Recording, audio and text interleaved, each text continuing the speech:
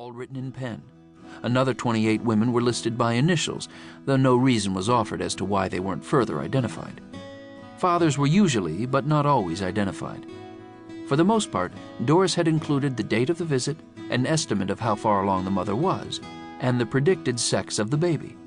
The mothers signed their names after her prediction.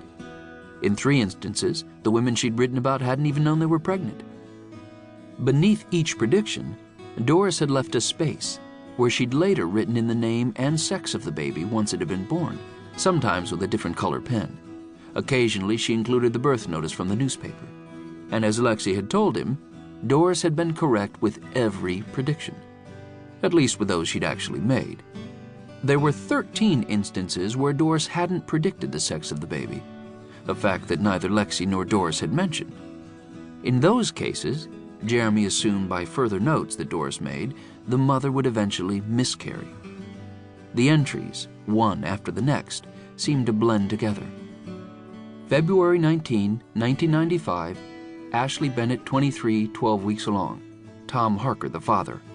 Boy, Ashley Bennett. Toby Roy Bennett, born August 31, 1995. July 12, 1995. Terry Miller, 27, 9 weeks along. Lots of morning sickness. Second baby. Girl, Terry Miller. Sophie Mae Miller, born February 11, 1996.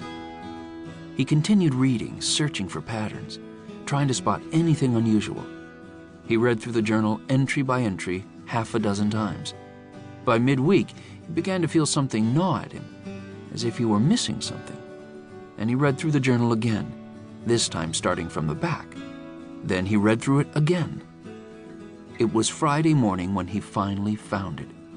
In half an hour, he was supposed to pick up Lexie so they could close on the house. He still hadn't packed for his trip to New York, but all he could do was stare at the entry that Doris had scrawled in shaky penmanship. September 28, 1996.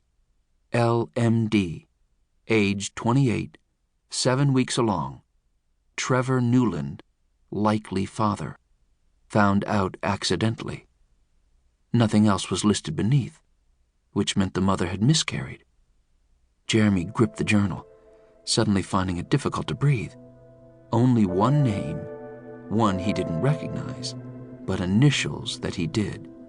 LMD, Lexie Marin Darnell. Pregnant with someone else's baby. Another lie of omission. Another lie. His thoughts started racing with the realization. Lexie had lied about this, just as she lied to him about spending time with Rodney, just as she'd once lied about where she went after seeing Doris, and before that, lied about knowing the truth about the mysterious lights in the cemetery. Lies and hidden truths. A pattern? His lips tightened into a grim line. Who was she? Why was she doing this? And why on earth wouldn't she have told him? This he would have understood. He didn't know whether to be angry or hurt, or both. He needed time to think things through, but that was the thing.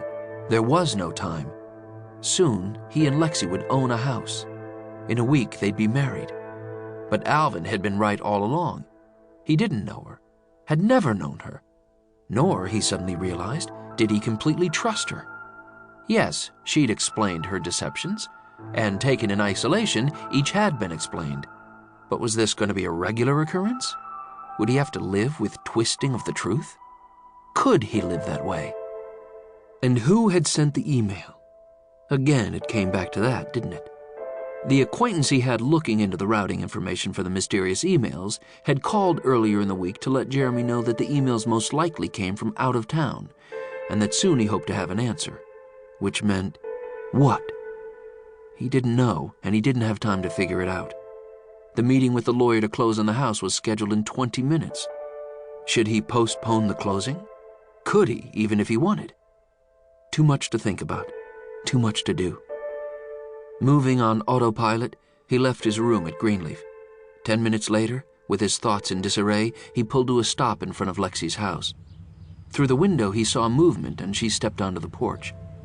Idly, he noticed she'd dressed for the occasion, wearing tan pants and a matching jacket over a light blue blouse, She smiled and waved as she skipped down the porch steps.